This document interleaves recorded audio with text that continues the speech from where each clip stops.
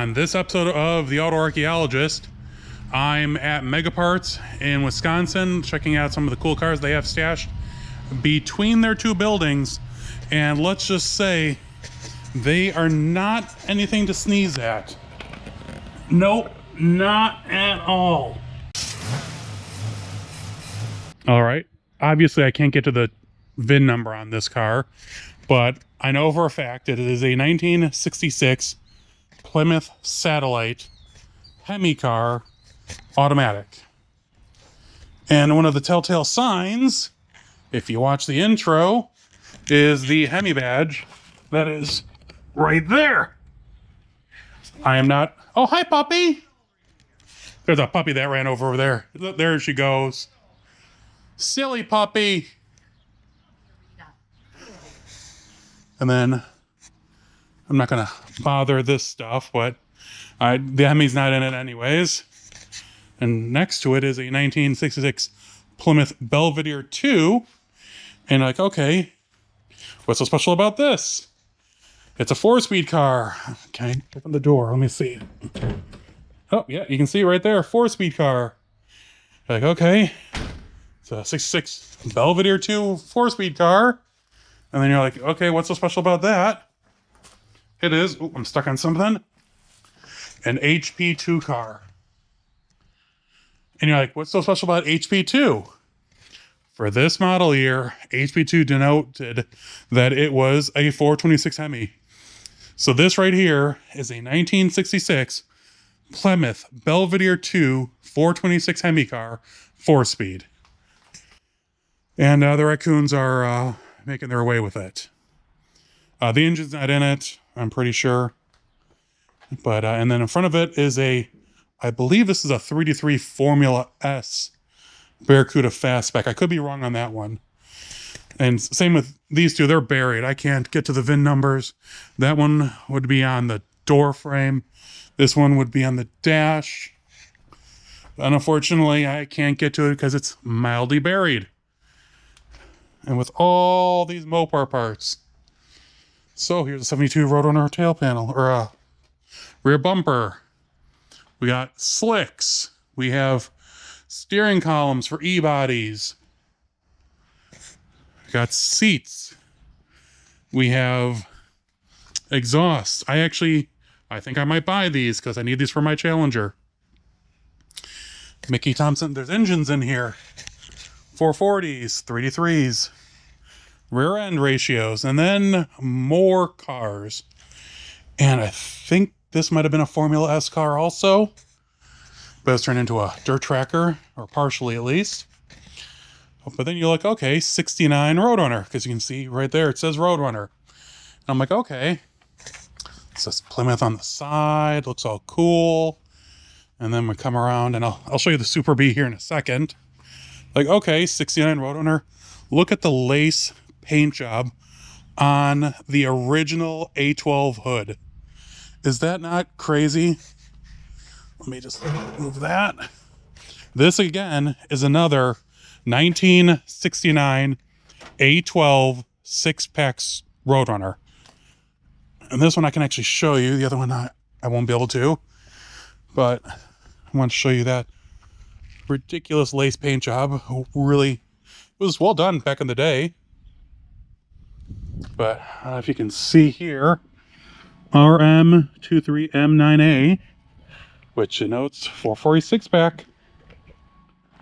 And then it's an automatic or a 4-speed, I can't tell, on the floor, bucket seat car. Plymouth. I mean, it needs a little work, but man, this thing would be cool just to get back on the road. And next to that is a 1969 Dodge Super B. And I know you're probably getting old of this. It is also an M-code car. 69 A12 M-code 6-pack Super B. There's a whole bunch of stuff on the other side I'll show you, but I just can't get to the VIN. But I know for a fact that this is an M-code Super B. I think I might have a picture from it from the first trip here. I'll try to post, but it was someone's hot rod. It's a or it's an automatic car? I thought it was a 4... Oh, it is a 4-speed. Or it was a 4-speed. Someone did some modification to it. But this one is really in good shape. Oh, trailer hitch. Last plated in 1981, 2 years before I was even born.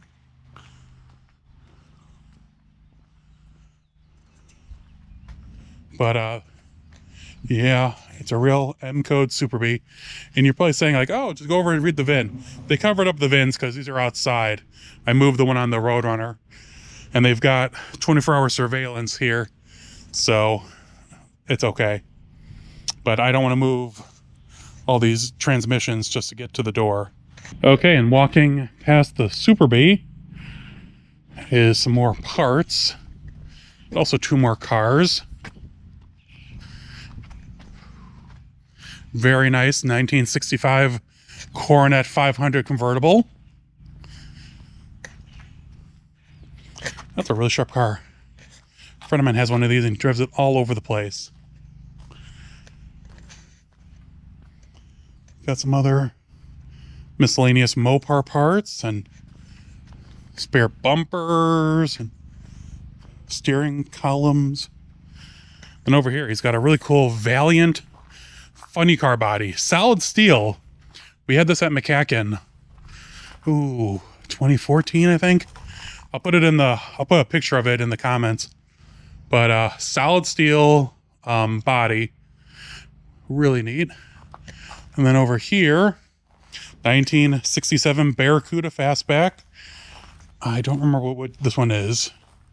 And it might look like I can't get over on that side, unfortunately. Looks like someone laid down some shag carpeting in the back.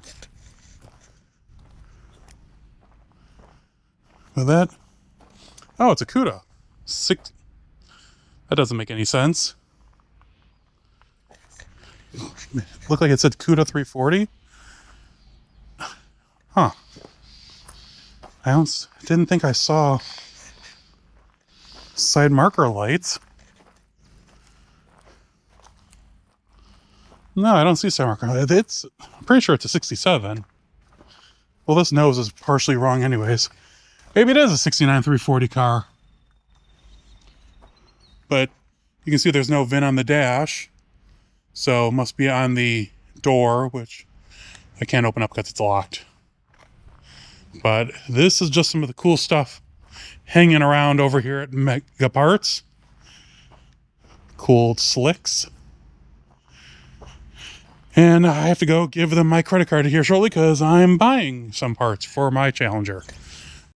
I've been fortunate in my travels to be able to document Mega Parts in 3 different cases. Back in 2012, I made a special trip out there just because Jamie and Roy allowed me the opportunity to go see all the cool stuff they had. And basically, I didn't get a chance to go back for 10 years. And seeing the difference in the way things have changed in those 10 years is quite incredible. This building that you see here, they actually sold it. And so that allowed them to build the building at the property where they're based out of.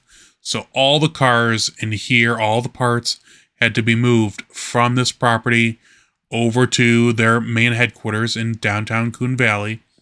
This is where the Hemi cars were. This is where the Barracudas were. And there's a few other cars which we'll show in the next video that were also in there. But that's why these cars are in the condition that they are in, and they're not indoors. They will be building more stuff to put these cars away. When I saw them in 2020, they had just finished moving them from where they were to the main property. And then there was a huge flood that basically set them back years because they're still cleaning up. You can see in the last video where I went through the building, you could see on some of the tires and the rims where the water had gotten up to. So things, because they don't have a lot of people that are helping them, it takes time to go through, but they are working on it in the future. Hey everyone, I hope you enjoyed the video from Mega Parts from, I guess it would be a lean-to or their kind of overflow area. How incredible is it though that they have that? I mean, Roy and Jamie have the eye when it comes to Mopars. Hemi cars, 6-pack cars. It's really incredible to see the stuff that they've rescued over the decades, and the parts and the quantity and the quality of the stuff they have. I hope you enjoy it, and if you have any questions on stuff they have, you can give them a call or drop them an email. Their information is below. Otherwise, I've been working on the green car this week a little bit because the blue car is in the shop trying to figure out why the check engine light pops on with a misfire code, and my old handheld doesn't do recording, so I can tell it has a P0300 misfire code, but I can't see where it's coming from.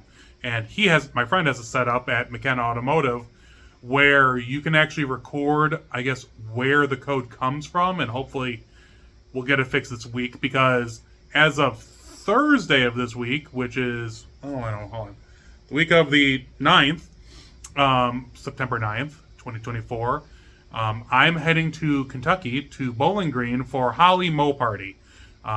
This started in 2020, and it's grown every year that I've been able to attend.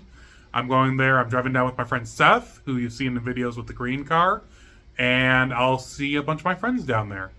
I hope to see you there as well, because I will be running around taking pictures and video, which should be a lot of fun. I'll be there Friday, Saturday, Sunday, and so that should be a good time.